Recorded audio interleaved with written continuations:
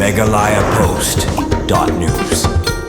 Ban Pynsuk iki Paidbah, bat ban yoru iki jingshai babania, halor kirekom trekam yang ke Office Deputy Commissioner ke Riboy District, ki Borsenshad District yang ke Riboy, ki Labu Kerpang dak ke help desk, ha Office Deputy Commissioner, rangkat bat ke helpline number, ka Kerpang, ka balak Ban Donkam, na benta ki jingkili, ki jing penshai, jing pan jing rap, bat ki jing ut jing nam, ki baide bat ki kam Paidbah, bat ki jing syakri badewan ai dak Office Deputy Commissioner. Ya kane ke help desk lapli da Deputy Commissioner ke Riboy District u Abilash Baranwal rangkat ka jing adon langru ke Additional Deputy Commissioner ke Riboy ka kong balakan tiurani lembag ka jing sakhi kinong tre sarkar. Laburu ya ke helpline lembag ka WhatsApp number ke balong pra iwe la iwe pra iwe kenda iwe kaban sedang mentrekam nadu ka spotrik ulber aja artusan hakisngi balong tre nadu spo baje step hadu san baje janmien lembag kane ka help desk kan yarap Kerpang ki Paidbah ki bakuntup iki jingkeli ki bayade bagi skim ki program bagi jing sakri baper jong ka district administration ka jing ai jing tip chapang ka jing don ki staff ni ki officer po ka Office Deputy Commissioner bat kwi ki office ki bay trilang ki jing penshai halor ki jing tho jing ut ki bal IT hak Office DC ka jing yarap halor ki rekom trekam ki kot isla badonkam bat ki jing donkam bakuntup haki skim bat ki jing sakri baper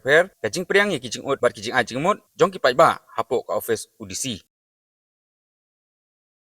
jing pentep ki Paidbah barang Paidbah hapo ka jing lam jing DC jongi nila pli ke helpless kebadan phone number bila ai hamni kang bagi beri baro badan kam DC office kila ban buat din ki kam ki jam ki jongki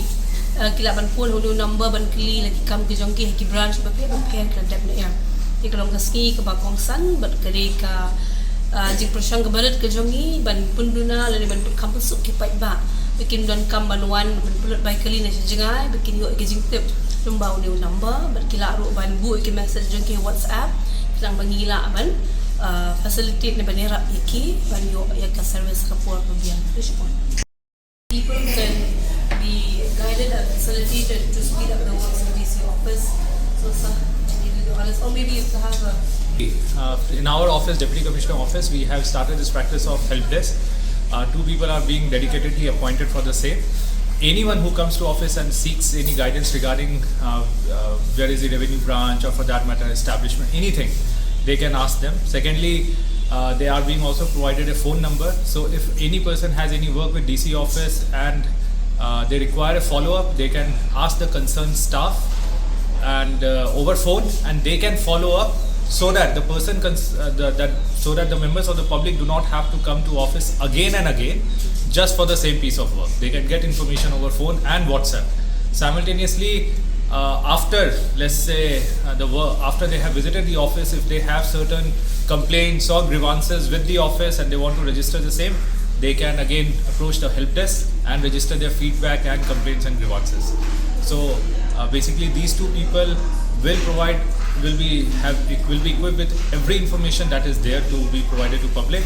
and the idea is to facilitate public as much as possible so that their numerous trips to DC office can be minimized. MeghalayaPost.news.